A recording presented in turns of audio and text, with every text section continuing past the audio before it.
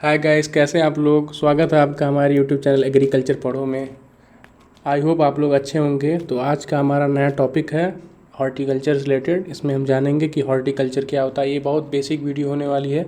इसमें हम पढ़ने वाले हैं डेफिनेशन हॉर्टिकल्चर का, ओरिजिन कहाँ से वो निकला हुआ है, इसको पढ़ने वाले हैं हॉर्टिकल्चर का, और इम्पॉर्टेंस एंड ब्रांचेज।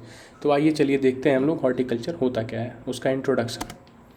तो आप देख सकते होंगे अपने स्क्रीन पे कि हॉर्टिकल्चर जो शब्द है वो लैटिन वर्ड के दो शब्दों से मिलकर बना हुआ है, हॉर्टस और कल्चरा। हॉर्टस मीन्स होता है गार्डन या इनक्लोजर एरिया, और कल्चरा मीन्स जैसे कि आप जानते ही हैं कल्टीवेशन। आप देख रहे होंगे डेफिनेशन। अब आप पढ़िएगा ऊपर की line, the word horticulture is derived from Latin word. ये कहने का मतलब ये है कि जो वर्ड हॉर्टिकल्चर है ये लैटिन वर्ड के दो शब्दों से मिलकर बना है, हॉर्टस जिसका मीन्स होता है गार्डन, एंड कल्चरा का मीन्स होता है कल्टीवेशन। अब हम जानना चाहेंगे दोस्तों गार्डन क्या होता है। You can know what is the garden? Garden is nothing. Garden is a plot or ground.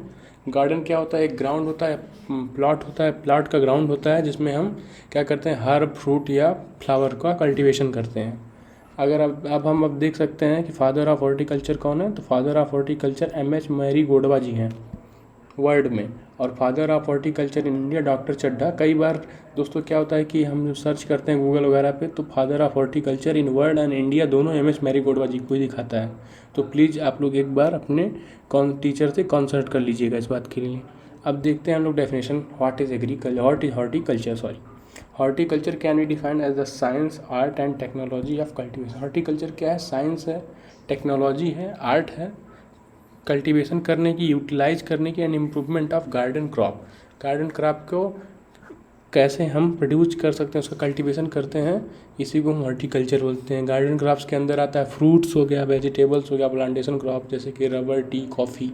और फ्रूट्स के अंदर आपका मैंगो, पपाया, बनाना। वेजिटेबल्स में आप जान ही रहे हैं, पोटैटो, टोमेटो, ETC।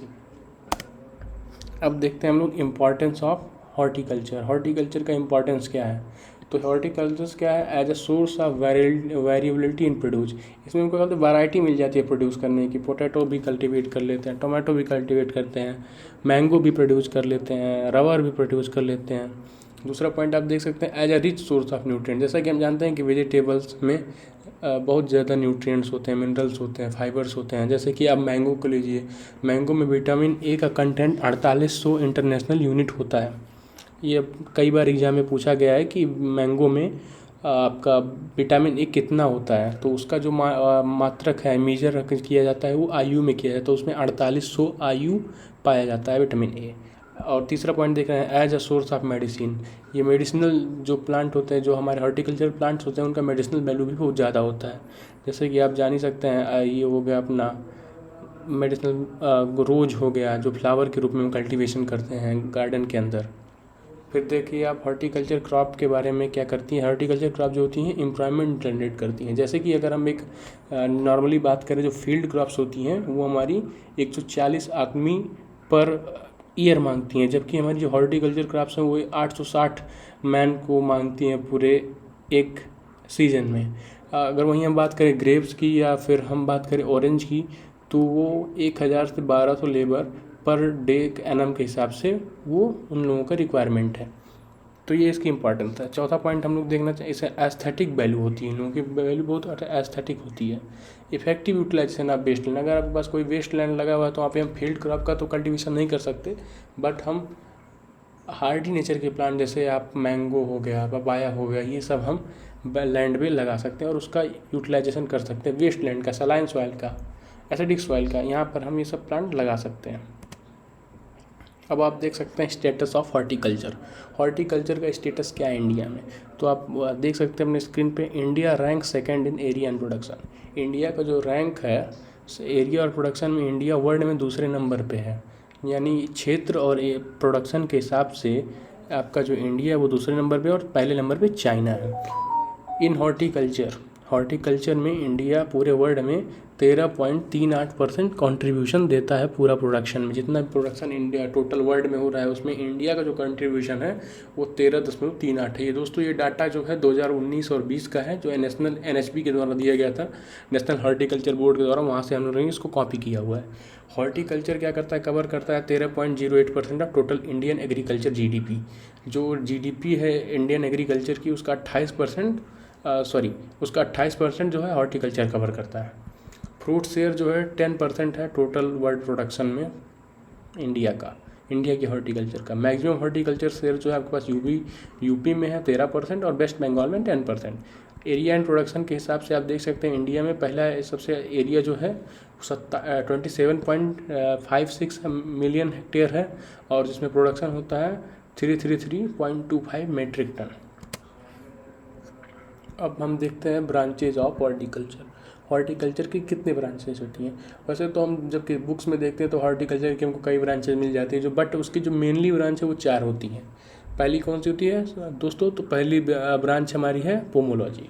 पोमो मतलब क्या होता है, fruits and logy means study. Pomo जो हमारा वर्ड पोमोलॉजी ग्रीक वर्ड और लैटिन दोनों का कॉम्बिनेशन हुआ। इट इज़ एक अपवाद है ये हमारा हॉर्टिकल्चर में, जो 2 शब्दों से मिलकर बना है, ग्रीक भी और लैटिन भी। तो जो आपका वर्ड पोमा है वो ग्रीक है, लैटिन है जिसका मतलब फ्रूट होता है, और लॉगस जो वर्ड है ये आपका ग्रीक है जिसका मतलब स्टडी होता है। इस ब्रांच में हॉर्टिकल्चर के इस ब्रांच में हम फ्रूट्स का कल्टीवेशन करते हैं। फिर देखिए आप ओलिकल्चर जो है ये लैटिन शब्द के 2 शब्दों से मिलकर ओलेरिस मतलब पॉट के हर्ब जो होते हैं उनमें हम इसका कल्टीवेशन करते हैं। तीसरा आप देख सकते हैं जैसे ओलिकल्चर की ब्रांच में हम क्या कर सकते हैं, वेजिटेबल्स का कल्टीवेशन मेनली करते हैं। हर्ब्स क्या होते हैं, व्हाट इज हर्ब वो होते हैं जिनकी साइज़ हम अगर बात करें तो 1 मीटर से कम होती है, वो हमारे हर्ब कहलाते हैं। अब हम बात करेंगे फ्लोरिकल्चर के बारे में। व्हाट इज फ्लोरिकल्चर जो होता है ये भी लैटिन शब्द से निकला है। फ्लोरिस means flower and culture means cultivation. Floriculture के अंदर भी हम फ्लावर की कल्टीवेशन करते हैं। अब इसकी जो लास्ट ब्रांच है, जो मोस्ट इंपॉर्टेंट ब्रांच है, पोस्ट हार्वेस्ट टेक्नोलॉजी का मतलब ये होता है कि हार्वेस्टिंग के बाद जितनी टेक्नोलॉजी यूज़ की जाती है स्टोरेज में, हैंडलिंग में, गार्डनिंग में, पैकेजिंग में, ये सारी चीज़ें होती हैं पोस्ट हार्वेस्ट टेक्नोलॉजी के अंदर आती है।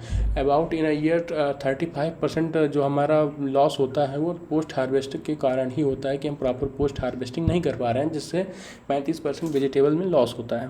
इसके अदर ब्रांचेज अगर हम देखना चाहें, अदर ब्रांचेज हैं of horticulture, plantation crop, spices and condiments, medicinal and aromatic plants. तो दोस्तों ये क्लास हमारी आज की यहीं पे ख़त्म होती है, बट मैं आपसे एक क्वेश्चन पूछना चाहूँगा।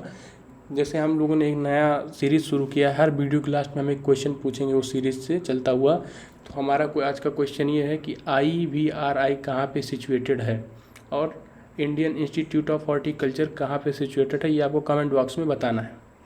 ओके दोस्तों, थैंक यू। वीडियो कैसा लगा हमें कमेंट्स बॉक्स में मेंशन ज़रूर करें, और जो सर ने क्वेश्चन आपसे पूछा प्लीज़ कमेंट्स बॉक्स में जवाब ज़रूर दें। ये वीडियो आज का कैसा लगा आप वीडियो को लाइक करके कमेंट करके हमें बता सकते हो, और दोस्तों चैनल को सब्सक्राइब करना ना भूलें, क्योंकि इस चैनल पर ऐसे ही अच्छे कंटेंट एग्रीकल्चर से रिलेटेड आते रहेंगे, तो चैनल को सब्सक्राइब करना ना भूलें।